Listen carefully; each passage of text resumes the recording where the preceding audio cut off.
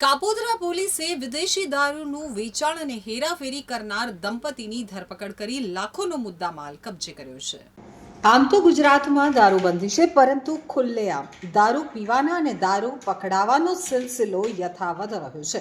સુરતની કાપોદ્રા પોલીસે એક દંપતીને 2.86 લાખના દારૂ સાથે ઝડપી પાડ્યા છે। આ અંગે મળતી માહિતી પ્રમાણે સુરતની કાપોદ્રા પોલીસની ટીમને બાતમી મળી હતી કે વરાછા આદર્શનગરમાં રહેતા વિજય ભાણજીભાઈ બારૈયા તથા જય ઉર્ફે જયલો ભાણજીભાઈ બારૈયા અને તેના પત્ની મીનાક્ષીબેન કાપોદ્રા મુરઘા કેન્દ્ર પાસે આવેલ રવિ પાર્ક સોસાયટીમાં ખુલ્લા પ્લોટમાં એક કારમાં દારૂની હેરાફેરી કરી છે। ડુપ્લિકેટ નંબર પ્લેટ લગાવી કારમાં વિદેશી દારૂની બોટલો મૂકી 2 વ્હીલરમાં દારૂના વેચાણ માટે હેરાફેરી કરી દારૂનો ધંધો કરે છે।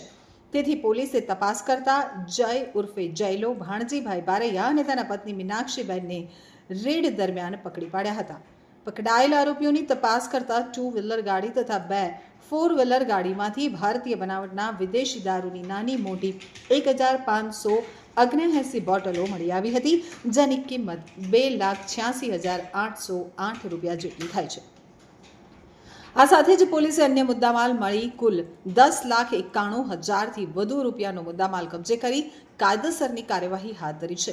તો પોલીસે દારૂનો મુદ્દામાલ આપનાર 3 આરોપીઓને વોન્ટેડ જાહેર કરી કાયદેસરની કાર્યવાહી હાથ ધરી છે। અત્રે ઉલ્લેખનીય છે કે પકડાયેલ દંપતી ગુનાહિત ઇતિહાસ ધરાવે છે, જેમાં આરોપી જય ઉર્ફે જયલા વિરુદ્ધ સુરત, નવસારી, વલસાડ સહિત અલગ અલગ પોલીસ મથકોમાં ગુનાઓ નોંધાયેલા છે। આરોપી જયને એક વખત પાસા હેઠળ પણ ધકેલવામાં આવ્યો છે। આ સાથે જ તેની પત્ની મીનાક્ષીબેન વિરુદ્ધ પણ વલસાડના ડુંગરા પોલીસ મથક અને નવસારી રૂરલ પોલીસ મથકમાં ગુનાઓ નોંધાયેલા છે।